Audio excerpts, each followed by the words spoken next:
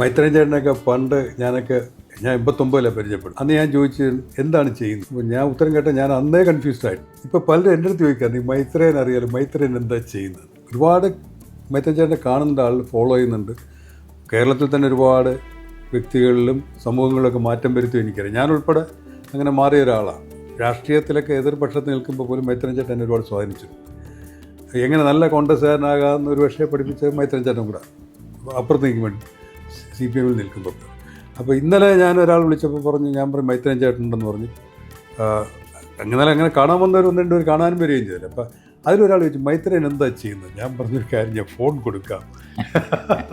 മൈത്രൻ ചേട്ടൻ എന്ത് ചെയ്യുമെന്ന് ചോദിച്ചാൽ എനിക്ക് എളുപ്പമല്ല. അപ്പോൾ നമുക്ക് അങ്ങനെ തുടങ്ങും. മൈത്രൻ ചേട്ടൻ എനിക്ക് വേണ്ടിയിട്ടല്ല, മൈത്രൻ ചേട്ടൻ എന്ത് ചെയ്യുന്നതാണ് എല്ലാവർക്കും അറിയേണ്ടത്. ഞാൻ ശരിക്കും പറഞ്ഞാൽ വ്യക്തി ജീവിതത്തിനകത്ത് എന്ത് ചെയ്യുന്നു എന്നുള്ളത് ഞാനിത് ശരിക്കും അങ്ങനെ ആലോചിച്ചിട്ടേ ഇല്ലായിരുന്നു. എപ്പോഴും സാമൂഹ്യ രാഷ്ട്രീയ മേഖലയിലെ പല കാര്യങ്ങളും മാറ്റണമെന്ന് ആഗ്രഹം, നമ്മളൊക്കെ എല്ലാവരും ജീവിക്കുമ്പോൾ നാടെങ്ങനെ മാറണമെന്ന് ആഗ്രഹിക്കുന്ന ഒരു സ്ഥലമില്ലേ, അത് ചെയ്യാനാണ് ശ്രമിച്ചിട്ടുള്ളത്.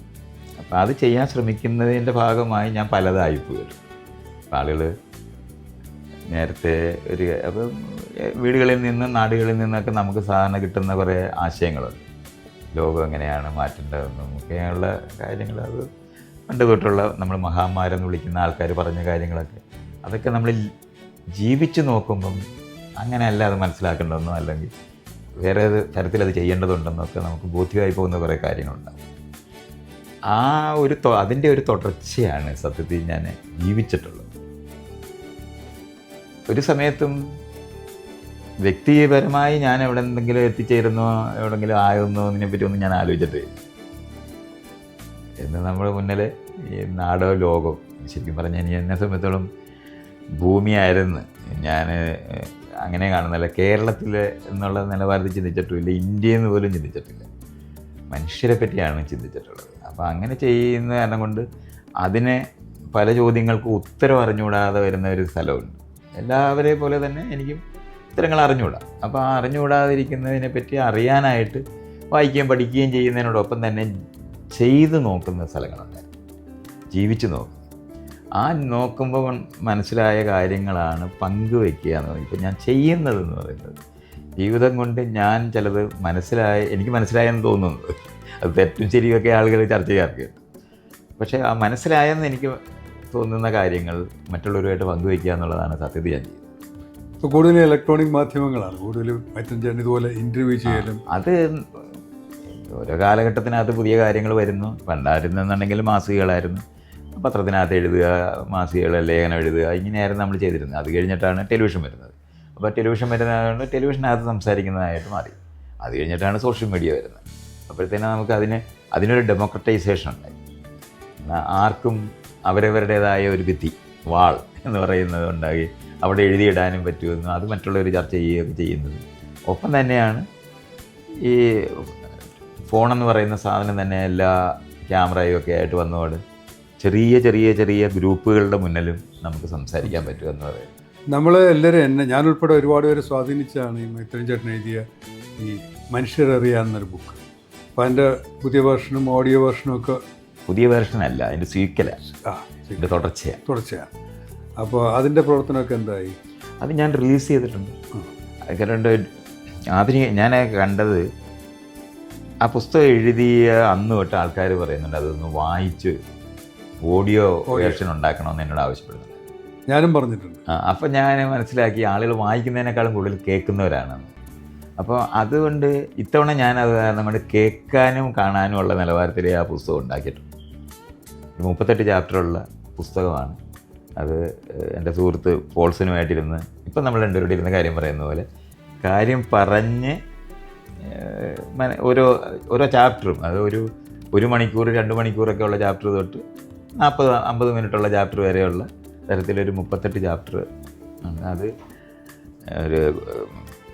എന്നെ ഒരു പോഡ്കാസ്റ്റിന് വിളിച്ച ഒരു ഗ്രൂപ്പ് മലപ്പുറത്തുണ്ടായി. ആദ്യമായിട്ടാണ് മലപ്പുറത്തുകാർ അങ്ങനെ വിളിച്ച് എന്നോട് സംസാരിക്കുകയൊക്കെ ചെയ്തു. അപ്പോൾ ഞാൻ അവരോട് ചോദിച്ചപ്പോൾ പറഞ്ഞു അവർ റെഡിയാണെന്ന് പറഞ്ഞു അങ്ങനെ ചെയ്യാനായിട്ട്. അപ്പോൾ നമ്മൾ ഇതുപോലുള്ള ബാക്ക് ഡ്രോപ്പിനകത്ത് അവർ തന്നെ ഗ്രാഫിക്സിൽ ഈ പുസ്തകമാണ്, അതിന് ഇന്ന ചാപ്റ്ററാണെന്നൊക്കെ ഉള്ളത് അവർ പിന്നെ അതിൻ്റെ പോസ്റ്റ് വർക്ക് ചെയ്ത് ഞാനും പോൾസനും കൂടെ സംസാരിക്കുന്നത് പോലെ, ഇപ്പം നമ്മൾ രണ്ടുപേരും സംസാരിക്കുന്ന പോലെ, അപ്പോൾ ആൾക്കാർക്ക് കേട്ടാൽ മതി. അപ്പോൾ അതിനകത്ത് ഈ മനുഷ്യരറിയാമെന്ന് പറയുന്ന പുസ്തകത്തിനകത്ത് ഞാൻ എഴുതിയ ആശയങ്ങളും അത് കുറച്ചുകൂടെ സൂക്ഷ്മമായിട്ട് പുതിയ അറിവുകളും ഒക്കെ ചേർത്തിട്ട് വിപുലീകരിച്ചിട്ടാണ് അത് ചെയ്തിട്ടുള്ളത്. അപ്പം അതിനകത്ത് പിന്നെ മെനഞ്ഞാന്നൊരു എറണാകുളംകാരൻ മൈത്രേയൻ ചേട്ടനെ കാണാൻ വന്നിരുന്നുണ്ട്. അയാൾ പോകാൻ നേരത്തെ എന്നോട് സംസാരിക്കുമ്പോൾ അയാൾ പറയുന്നത്, ഞാൻ ഈ ബുക്ക് വാങ്ങിച്ചിട്ട് മനുഷ്യരാൻ വാങ്ങിച്ചിട്ട് വായിച്ചിട്ടില്ലായിരുന്നു, പിന്നീടൊരു വായിക്കാൻ തുടങ്ങി നിർത്താൻ പറ്റിയില്ല.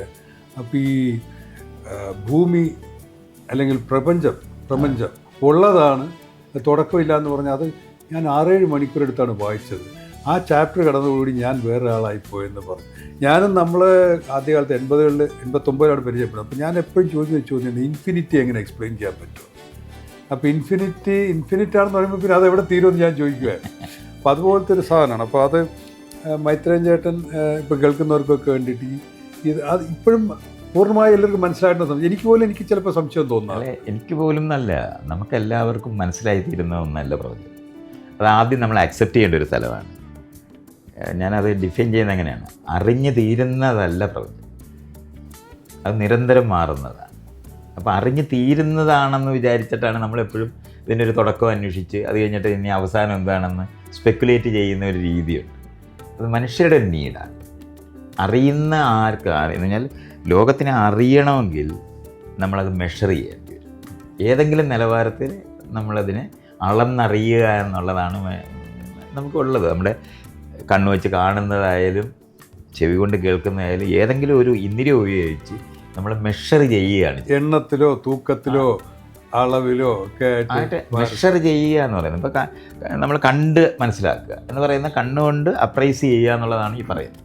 അപ്പം അങ്ങനെ ചെയ്യുന്ന ഏതെങ്കിലും ഒരു ഇന്ദ്രിയം ഉപയോഗിച്ചിട്ട് ലോകത്തിനെ അറിയുക എന്ന് പറയുമ്പോൾ ആ അറിയാൻ ശ്രമിക്കുന്നവർക്കാണ് തുടക്കം ആവശ്യം. അപ്പോൾ പ്രപഞ്ചം ഇൻഫിനിറ്റ് ആണെന്ന് പറയുന്നത് നമുക്ക് അറിഞ്ഞു തീരാൻ കഴിയാത്തതുകൊണ്ടാണ്. മാത്രമല്ല അത് സ്റ്റാറ്റിക് അല്ല. എന്നുവെച്ചാൽ നിശ്ചലമായിരിക്കുന്ന ഒരു കാര്യമാണെങ്കിൽ നമുക്ക് അളന്ന് തീർക്കാൻ പറ്റുമെന്ന് വിചാരിക്കാം. ഇതങ്ങനെയല്ല, നിരന്തരം മാറുന്നതാണ്.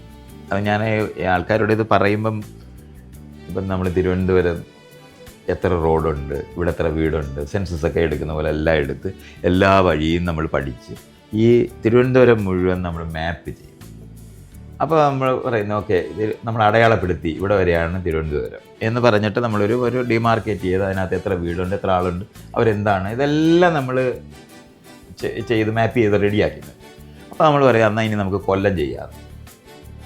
അങ്ങനെ കൊല്ലം പോയി കൊല്ലം ചെയ്തപ്പോൾ ആലപ്പുഴ ചെയ്ത്, അത് കഴിഞ്ഞ് എറണാകുളം ചെയ്ത്, ഇങ്ങനെ നമ്മളങ്ങ് കാസർഗോഡ് വരെ പോയിട്ട് എന്നാൽ നമുക്ക് തിരുവനന്തപുരത്ത് വന്നിട്ട് നമ്മൾ നോക്കുമ്പോഴാണ് ഈ വീടെല്ലാം മാറിപ്പോയി, ഇവിടുത്തെ ആളുകളെല്ലാം മാറിപ്പോയി, ഇത് മുഴുവൻ പോയി, നമ്മൾ വീണ്ടും ഒന്നേന്ന് പണിയെടുക്കുന്നുണ്ട്.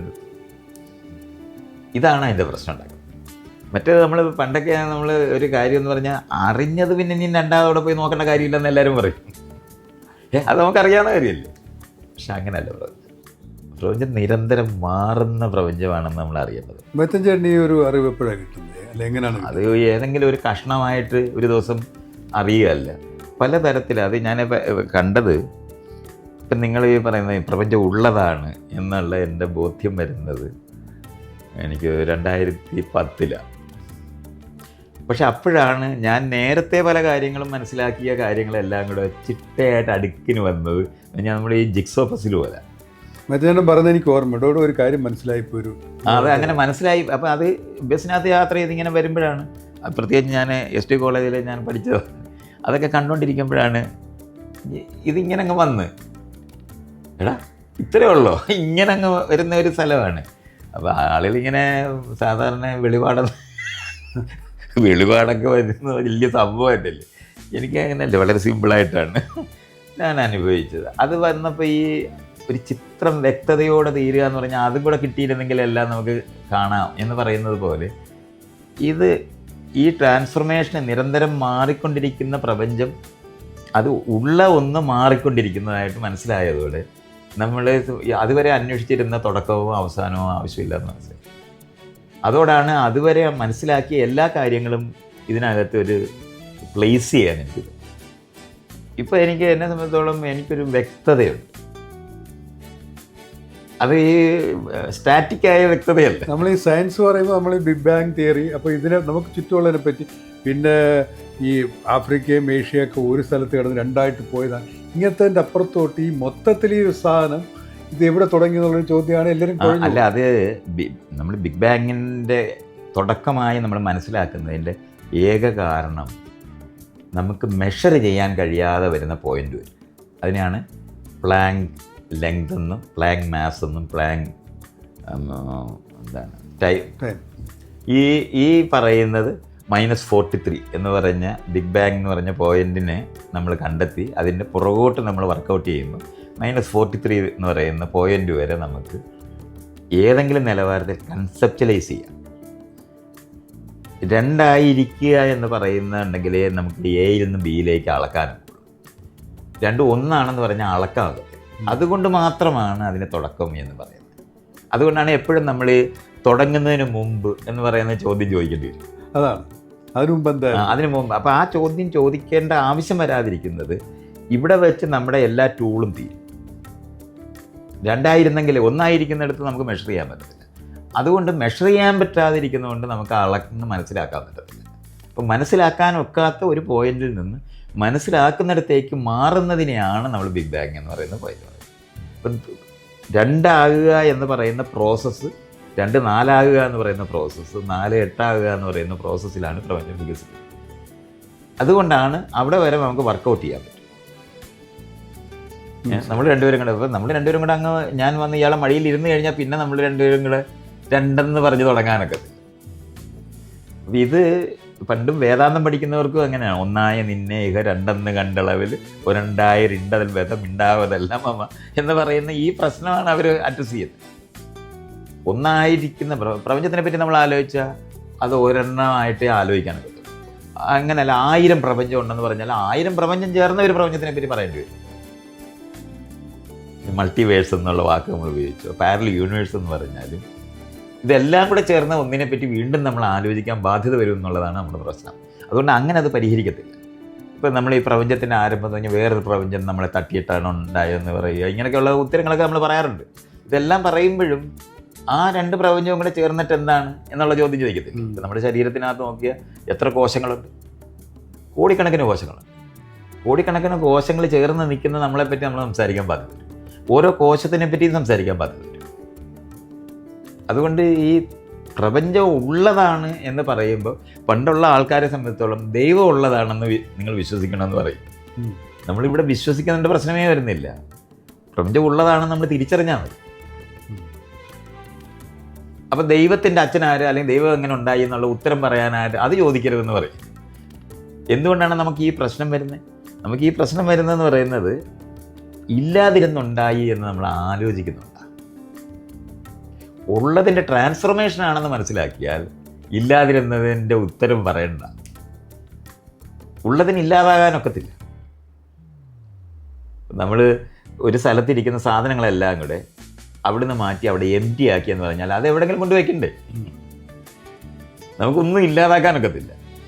രൂപമാറ്റം വരുത്താൻ പറ്റും. അതുകൊണ്ട് നിരന്തരം മാറുന്ന പ്രപഞ്ചവും ഉള്ള പ്രപഞ്ചത്തിൻ്റെ മാറ്റങ്ങളേ ഉള്ളൂ. അതുകൊണ്ടാണ് ഈ തുടക്കം എന്ന് പറയുന്ന സാധനം നമ്മൾ അളക്കുന്ന സമയത്ത് തൊട്ട് നമുക്ക് തുടക്കം ആവശ്യമാണ്. അപ്പോൾ നമ്മൾ കുറേ നാൾ കഴിഞ്ഞ് കാര്യങ്ങളെല്ലാം മനസ്സിലാക്കി വരുമ്പോൾ ചില കാര്യങ്ങൾ അതിനകത്ത് ഫിറ്റ് ചെയ്യുന്നില്ല. അപ്പോൾ അവർ പറയും അത് അവിടുന്ന് തുടങ്ങിയത് കൊണ്ടാണ് അത് ഫിറ്റ് ചെയ്യാൻ പറ്റാതെ, നമ്മൾ കുറച്ചുകൂടെ പുറകോട്ട് പോയി ഇത് തുടങ്ങാം, അല്ലെങ്കിൽ കുറച്ചുകൂടെ വിപുലപ്പെടുത്തി തുടങ്ങാം എന്ന് പറയും. അങ്ങനെയാണ് നമ്മൾ ഇൻക്ലൂസീവ് ആക്കാൻ ശ്രമിക്കുന്നത്. അപ്പോൾ ഇത് തുടക്കങ്ങളെപ്പറ്റി നമ്മൾ ആലോചിച്ചാൽ 2 വേണം, ഇല്ലാതെ പറ്റില്ല അളക്കാനൊക്കെ. ഇതുകൊണ്ട് മാത്രമാണ് ഈ ബിഗ് ബാങ് എന്ന് പറയുന്നത് തുടക്കമായത്. ഇത് മനസ്സിലാക്കിക്കാനായിട്ട് പലപ്പോഴും നമ്മുടെ ഈ വിശ്വാസങ്ങളും ദൈവവിശ്വാസവും മതങ്ങളും ഇതിൻ്റെ ഒരു പശ്ചാത്തലം. ഇപ്പം ഞാൻ എൻ്റെ സുഹൃത്തിൻ്റെ മകള് ജനീവയിൽ ലോകാരോഗ്യ സംഘടനയുടെ മൂക്കിൻ്റെ താഴെ ഇരിക്കുന്ന ഒരു സ്കൂളിൽ എവല്യൂഷൻ ടീച്ചർ പഠിപ്പിച്ചിട്ട് എല്ലാം കഴിഞ്ഞിട്ട് ടീച്ചർ പറഞ്ഞ്, യൂറോപ്യൻ ടീച്ചറാണ്, എല്ലാം ശരിയാണ്, പക്ഷേ മനുഷ്യനെ സൃഷ്ടിച്ച ദൈവമാണെന്ന് പറഞ്ഞു. അപ്പോൾ കുട്ടികൾ കേട്ടുകൊണ്ടിരിക്കുകയാണ് ജനീവയിലായിട്ട് പോലും ലോകാരോഗ്യ സംഘടന മൂക്കിൻ്റെ താഴെ. അപ്പോൾ ഈ ലോകാരോഗ്യ സംഘടന ഉദ്യോഗസ്ഥൻ എൻ്റെ സുഹൃത്തിൻ്റെ മകൾ എഴുന്നേറ്റ് ഫൈറ്റ് ചെയ്തു, അത് തർക്കിച്ചു. പറഞ്ഞു, എന്നൊരു നീ അങ്ങനെ പഠിച്ചോ എന്ന് പറഞ്ഞു. ഈ നമ്മുടെ ഈ സയൻസും അല്ല ഇത്തരം കാര്യങ്ങൾ മനസ്സിലാക്കുന്നതിൽ ഇത് എനിക്കറിയേണ്ടത് എങ്ങനെ നമ്മൾ മറികടക്കും എന്നുള്ളതാണ്. ഇപ്പോൾ ഒരേ ആൾ തന്നെ ബയോളജി പഠിപ്പിക്കുകയും പിന്നെ അത് ദൈവം സൃഷ്ടിച്ചാണെന്ന് പറയുകയും ചെയ്യുന്നതിൻ്റെ ഒരു എവിടെയാണ് പ്ലേസ് ചെയ്യേണ്ടതെന്ന് അറിയാത്ത അതൊരു പ്രശ്നമാണ് നമുക്ക് എന്നും ഉള്ളതാണ്. നമ്മളെല്ലാവരും ഏതെങ്കിലും വീട്ടിൽ ജനിച്ചേ പറ്റും. ജനിക്കുന്ന വീട് ഓൾറെഡി ഇത്തരത്തിലുള്ള വിശ്വാസങ്ങളുമായിട്ടിരിക്കുന്ന വീടുകളാണ്. അല്ലാതെ ശരിയായിരിക്കുന്നൊരു വീട്ടിൽ ജനിക്കുക എന്ന് പറയുന്നൊരു ചോയ്സ് നമുക്കില്ല. അപ്പോൾ ജനിച്ചതിന് ശേഷം ഉണ്ടാകുന്നപ്പോൾ ആളുകൾ വീട്ടുകാരും നാട്ടുകാരും എല്ലാം പഠിപ്പിച്ചതിനകത്തുനിന്ന് വേണം നമ്മൾ ഈ ആധുനികമായ ശാസ്ത്രീയമായ കാര്യങ്ങൾ മനസ്സിലാക്കാൻ. ഒരിക്കലും നമുക്ക് എവല്യൂഷണറി ആയിട്ടല്ലാതെ എവല്യൂഷൻ അറിഞ്ഞുകൂടാത്ത കാലം വരെ ഈ പഴയ കാര്യങ്ങൾ മുഴുവൻ ചർച്ച ചെയ്യണം. പക്ഷെ ഒരിക്കൽ നമ്മൾ എന്ന് പറഞ്ഞാൽ ഏറ്റവും ആധുനികമായിട്ടുള്ള ടൂളാണ് എവല്യൂഷൻ. അത് നമ്മൾ മനസ്സിലാക്കി കഴിഞ്ഞാൽ പ്രപഞ്ചത്തിൻ്റെ എവല്യൂഷനെ പറ്റി നമുക്ക് സംസാരിക്കാൻ പറ്റും. അതിനകത്തുള്ള ഓരോ സെഗ്മെൻറ്റിൻ്റെ എവല്യൂഷനെ പറ്റി പറയാൻ പറ്റും. പക്ഷേ ആദ്യം നമ്മൾ ജീവൻ്റെ എവല്യൂഷനെ പറ്റി മാത്രമേ പറയുമായിരുന്നുള്ളൂ. ഇന്നങ്ങനെയല്ല. നമ്മൾ ഈ ബിഗ് ബാങ് എന്ന് പറയുന്ന പ്രോസസ്സ് എന്ന് പറഞ്ഞാൽ എവല്യൂഷണറി ആയ പ്രോസസ്സായിട്ടാണ് നമ്മൾ കാണുന്നത്. അപ്പോൾ എവല്യൂഷന് പുറത്തുനിന്ന് ഇന്ന് എവല്യൂഷൻ അറിഞ്ഞുകൂടാതെ ഒരാൾക്ക് പ്രപഞ്ചത്തിനെ വിശദീകരിക്കുക എന്ന് പറയുന്നത് സാധ്യതയാണ്. അതുകൊണ്ടല്ലേ എവല്യൂഷനെ പറ്റിയൊക്കെ ആൾക്കാർ പറയുമ്പോൾ അത് വൺ അമംഗ് ദ തിയറി എന്നൊക്കെ പറഞ്ഞിട്ട് പറയാം. അങ്ങനെയൊന്നും ഒരിക്കലും സാധിക്കത്തേയില്ല. അതുപോലെ കുരങ്ങാണ് മനുഷ്യനായതാണ് ഏറ്റവും ശരിക്കും അവിടെയാണ് എത്തിപ്പെടുന്നത്. അതാണ് എവല്യൂഷൻ മനസ്സിലാക്കുന്നതിൻ്റെ ഒരു പ്രശ്നം. അതിൻ്റെ ഒരു അതുണ്ട്. ഈ മനുഷ്യരിൽ നിന്നാണ് നമ്മളെപ്പോഴും നമ്മളിൽ നിന്ന് ആരംഭിക്കാൻ വേറെ ഒരു വഴിയില്ലാത്തതുകൊണ്ട് മനുഷ്യരെങ്ങനെ ഉണ്ടായെന്നാണ് അന്വേഷിച്ചിട്ടുള്ളത്. അപ്പോൾ അതുകൊണ്ടാണ് മനുഷ്യർ വളരെ സ്പെഷ്യലാണെന്നാണ് നമ്മൾ വിചാരിക്കുന്നത്. മറ്റ് ജീവികളോടൊപ്പമല്ല. കാരണം നമ്മൾ പല കാരണങ്ങൾ കൊണ്ട് നമുക്കിങ്ങനെ കാണാം മനുഷ്യർ മറ്റുള്ള ജീവികളെ പോലെ അല്ല. അഡ്വാൻസ്ഡ് ആണോ അല്ലയോ എന്നുള്ളതൊക്കെ അഡ്വാൻസ് എന്നുള്ള വാക്കൊക്കെ നമ്മളാണ് ഉപയോഗിക്കുന്നത്. ഞാനീ പറയുന്നത് മറ്റെല്ലാ ജീവികളും എല്ലാ ജീവികളിൽ നിന്ന് വ്യത്യസ്തമാണ്. അവരവരുടേതായ രീതിയിൽ ജീവിക്കാൻ അവർക്കൊക്കെ അറിയാം. ഇപ്പം നമ്മൾ പറയുന്ന ഇപ്പം ഈ നമ്മൾ രണ്ടുപേരുടെ ചർച്ച ചെയ്യുന്നത് ഈ വീഡിയോ എടുക്കുന്നത് ഒക്കെ വേറെ ജീവികളൊന്നും ചെയ്യുന്നില്ലല്ലോ. അവർക്കിത് ആവശ്യമുണ്ടോ എന്നുള്ളൊരു ചോദ്യമില്ലേ? ഈച്ചയ്ക്ക് എന്തിനാണ് പ്ലെയിൻ എന്നൊരു ചോദ്യം നമ്മൾ ചോദിക്കാറില്ല. ഈച്ചയ്ക്ക് പ്ലെയിന് ആവശ്യമില്ല. പക്ഷെ നമ്മൾ വിചാരിക്കുന്ന ഈച്ചയല്ല ഇങ്ങനെ രാവിലെ എണീറ്റ് മനുഷ്യനായില്ല എന്ന് വിചാരിച്ച് വിഷമിച്ചിരിക്കുന്നു എന്നുള്ള നിലവാരത്തിലാണ് നമ്മൾ കാണുന്നത്. അവരാരും നമ്മളെ പറ്റി ആലോചിക്കുന്ന പോലും ഇല്ല. കേക്ക് കാണുന്ന പോലെയാണ് നമ്മളെ ഈച്ച കാണുന്നത്. ഇത് എങ്ങനെ തിന്നാൻ പറ്റുമെന്ന് അങ്ങനെ മാത്രമാണ് അവർ കാണുന്നത്. നമ്മൾ എങ്ങനെയാണ് കോഴിയെ കാണുന്ന പോലെയാണ് ബാക്ടീരിയ നമ്മളെ കാണുന്നത്. നല്ല ചുട്ടപ്പം നിൽക്കുന്ന ഇവിടെ കാണുന്ന 5 പേരുണ്ട്. 5 പേരെ എങ്ങനെ തിന്നാൻ പറ്റുമെന്നുള്ളത് മാത്രമാണ് ബാക്ടീരിയ. അവർ ഇവന്മാർ പല പണിയായിട്ട് നിൽക്കുന്നുണ്ട്. ഇതിനെ എങ്ങനെ പിടിക്കണമെന്ന് മാത്രമേ അവരെ സംബന്ധിച്ചുള്ളൂ. അല്ലാതെ നമ്മൾ എന്താണ് അല്ല മൈത്രേയൻ പല കാര്യങ്ങളും ആലോചിച്ചിരിക്കുന്ന ആളാണ്. ഇയാളെ തിന്നണ്ട ഒരു ഏതെങ്കിലും ബാക്ടീരിയ ആലോചിക്കും. ബാക്ടീരിയക്ക് നമ്മൾ വെറുതെ ഒരാൾ മാത്രമാണ്. തിന്നാൻ കൊള്ളുന്ന ഭാഗങ്ങളോ അവയവങ്ങളോ അല്ലെങ്കിൽ മൊത്തമായിട്ട് തിന്നുന്ന അപ്പം നഷ്ടം വരും എന്നൊക്കെ അവർ കണ്ടുപിടിക്കുന്നുണ്ടാകും. കാര്യം ചത്തു പോകാതെ ജീവിച്ചിരിക്കുന്നു. അതിനുള്ള റിസർച്ചൊക്കെയാണ് അവർ നടത്തുന്നത്. എൻ്റെ കോടിക്കണക്കിന് വർഷമായിട്ട് അവർ ചെയ്തുകൊണ്ടിരിക്കുന്ന ഒരു പണിയാണ് ഈ കാണുന്നതിനെല്ലാം തിന്നാന്ന് പറയുന്നത്. അവരിതുവരെ നിർത്തിയിട്ടില്ല. അപ്പം ഇതുപോലുള്ള കാര്യങ്ങളാണ് നമ്മൾ കാണേണ്ടത്. നമ്മൾ വിചാരിക്കുന്നത് നമ്മൾ പ്ലെയിനിൽ കയറി പോകുന്നു, നമ്മൾ സ്പേസിൽ പോകുന്നു. ബാക്ടീരിയക്ക് ഇവിടുന്ന് ഒരു പാറയുടെ മേളിലിരുന്ന പറന്നു പോകുന്ന ലോകത്താണ് അവർ ജീവിക്കുന്നത്. അവർക്കിതൊന്നും ഒരു പേടിയില്ല. തീക്കകത്ത് ശരിക്കും പറഞ്ഞാൽ ഭൂമി തിളച്ച് കിടന്ന സമയത്താണ് ഇത് ഇച്ചിരി ഉണങ്ങിയ സ്ഥലത്ത് ഉണ്ടായി തുടങ്ങിയതാണ് അവരെല്ലാം.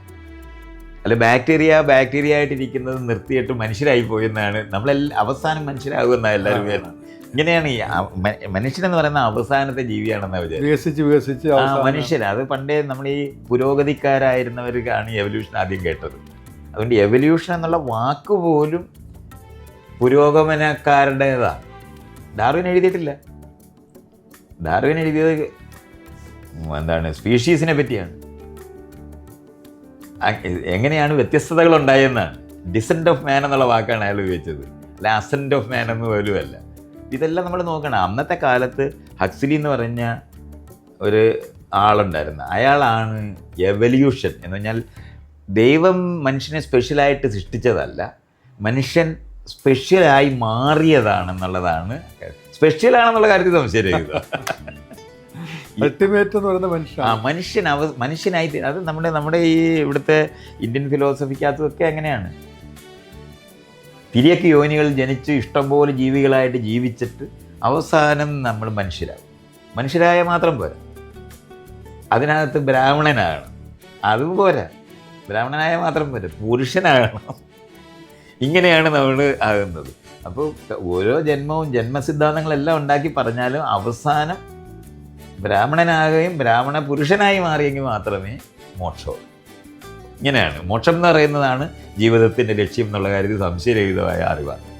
എൻ്റെ ജീവിതം വളരെ ദുഃഖമാണെന്ന് പുത്തനുമൊക്കെ എങ്ങനെയാണ് പറയുന്നത്. ഇത് ദുഃഖമാണ്, ജീവിതം ദുഃഖമാണ്. ഞാൻ പറയുന്നത് ഈ മാങ്ങയൊക്കെ തിന്നുന്നത് ദുഃഖമാണ്. കോഴിയൊക്കെ കണ്ട നമുക്ക് വല്ല ദുഃഖം തോന്നുന്നില്ല. ഏറ്റവും വലിയ നേട്ടം എന്താണെന്ന് ചോദിച്ചാൽ ജനിക്കാൻ കഴിഞ്ഞാണെന്ന് പറയുന്നത്. അല്ല, അത് രക്ഷപ്പെടാൻ വേണ്ടിയാണ് ജനിക്കുന്നതെന്നാണ്. അതാണ് അതിൻ്റെ സിദ്ധാന്തം. ഞാൻ പറയുന്നത് ജീവിതത്തിനെ ഇവിടെ നമ്മൾ ജീവിക്കുന്നത് ഏറ്റവും രസകരമായി എങ്ങനെ ജീവിക്കാൻ പറ്റുമെന്ന് പറയുന്നത്. ജീവിതമാണ് രസകരമായ അനുഭവം. അല്ല, ഇതിന് രക്ഷ ദുരിതമുണ്ടായിരുന്ന ദാരിദ്ര്യം ഉണ്ടായിരുന്ന കാലത്തെ ആളുകൾ അതൊക്കെ അങ്ങനെ പറയാം, പുത്തനൊക്കെ അങ്ങനെ പറയാം. കാരണം ചുറ്റുപാട് ഒരു ഭക്ഷണം കിട്ടിയത് നമ്മൾ അകലെ സാധനം ഉണ്ടാക്കി ഈ സ്റ്റോറിലെല്ലാം പോയി സാധനം കിട്ടുമ്പോൾ ചത്തു പോകാതിരിക്കുന്നതിന് എല്ലാവരും സ്വർഗത്തിൽ പോകാനിരിക്കുകയാണെങ്കിലും എന്നാൽ നമുക്ക് സ്വർഗത്തിൽ പോകാന്ന് പറഞ്ഞ് ഒരാളും വരത്തില്ല. കാരണം അത്ര രസകരമായിട്ട് ജീവിക്കാൻ പറ്റുന്ന ലോകത്ത് നമ്മളിവിടെ ഉള്ളത്. നമുക്കും വേണ്ട, മറ്റുള്ളവരും വേണ്ട. നമ്മൾ വെന്റിലേറ്ററിൽ അവസാന നിമിഷം അവസാനം അതാണ്. അപ്പം മരിക്കാതിരിക്കാൻ ആലോചിക്കുന്ന മനുഷ്യരായി നമ്മൾ മാറിപ്പോയ കാര്യം ഇതിനിടയ്ക്ക് വെച്ച ആൾക്കാർ മറന്നു. അത്രത്തോളം ലോകത്തിനെ നമ്മൾ ട്രാൻസ്ഫോം ചെയ്ത് നമുക്ക് അനുകൂലമാക്കി മാറ്റിയിട്ടുണ്ട്. അത് മനുഷ്യർ ചെയ്യുന്ന ഒരു പ്രവൃത്തിയല്ല. ജീവനെന്ന് പറയുന്നത് എപ്പോഴും ചെയ്തുകൊണ്ടിരിക്കുന്നത് അതിൻ്റെ ചുറ്റുപാടിനെ അതിനനുകൂലമാക്കി മാറ്റുന്ന പ്രവൃത്തിയാണ്. ഇതിനകത്ത് വരുന്നൊരു ചോദ്യം, ഞാൻ ഈ വിഷയം സംസാരിക്കുമ്പോൾ മറ്റെല്ലാ ജീവിയെ ഓവർ പവർ ചെയ്യാൻ മനുഷ്യന് കഴിഞ്ഞിട്ടുണ്ട്. ബാക്ടീരിയയ്ക്ക് ഒരു ആൻറ്റിബയോട്ടിക് തൊട്ട് ഏറ്റവും വലിയ ആനയെ തിളച്ച് അതിൻ്റെ പുറത്ത് കയറി ഇത് പോകാൻ പറ്റുന്നത്. അപ്പം മനുഷ്യരല്ലേ ഏറ്റവും സുപ്പീരിയർ എന്ന് ചോദിക്കുന്ന ചോദ്യം ഇതാണ് റീസൺ. അല്ല, അങ്ങനെ പറയുന്ന സമയത്ത് നമുക്ക് അറിയാമല്ലോ റെസിസ്റ്റൻറ്റ് ബാക്ടീരിയ ഉണ്ടായി കഴിഞ്ഞിട്ടുണ്ടെന്നുള്ള കാര്യം. അപ്പം നമ്മൾ ഒരു കാലത്ത് നമുക്ക് തോന്നിയിരുന്ന ആൻറ്റിബയോട്ടിക് കണ്ടുപിടിച്ചോടെ ഇതിൻ്റെ പ്രശ്നം തീർന്നു.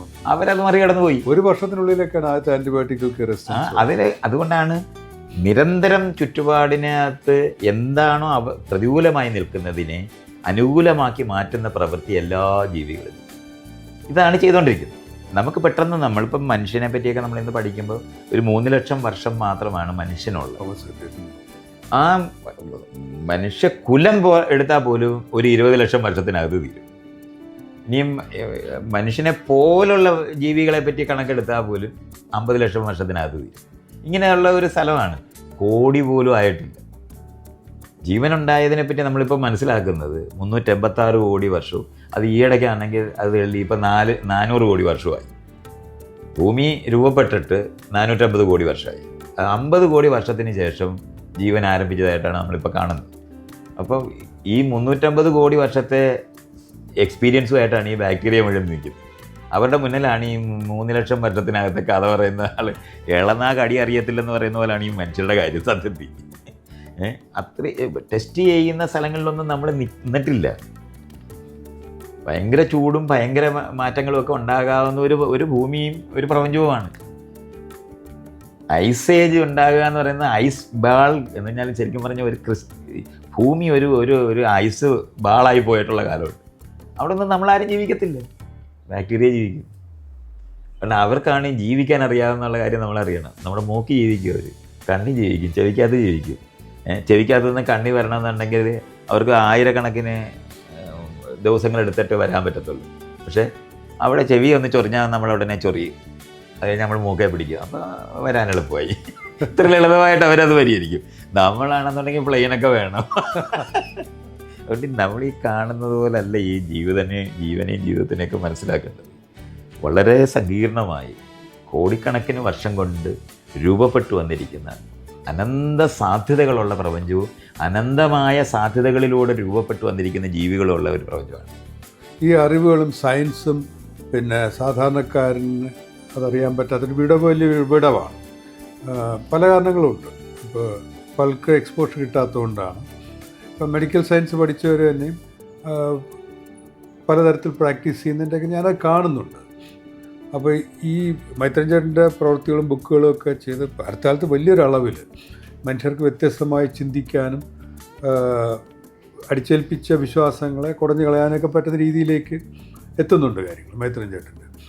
അപ്പോൾ അതിലെന്താണ് ഇനി എന്താണ് സ്കോപ്പ് എങ്ങനെയാണ് ഈ വിടവ് മാറ്റാനും? അല്ല, നമ്മളത് മനസ്സിലാക്കാനുള്ള അങ്ങ് തീർന്നു പോകുന്നതാണെന്ന് നേരത്തെ പോലെ അറിഞ്ഞു തീരുന്ന പ്രപഞ്ചം പോലെ പുതിയ മനുഷ്യർ എല്ലാ ദിവസവും ഉണ്ടായിക്കൊണ്ടിരിക്കും എന്നുള്ള കാര്യവും നമ്മൾ അറിയേണ്ടത്.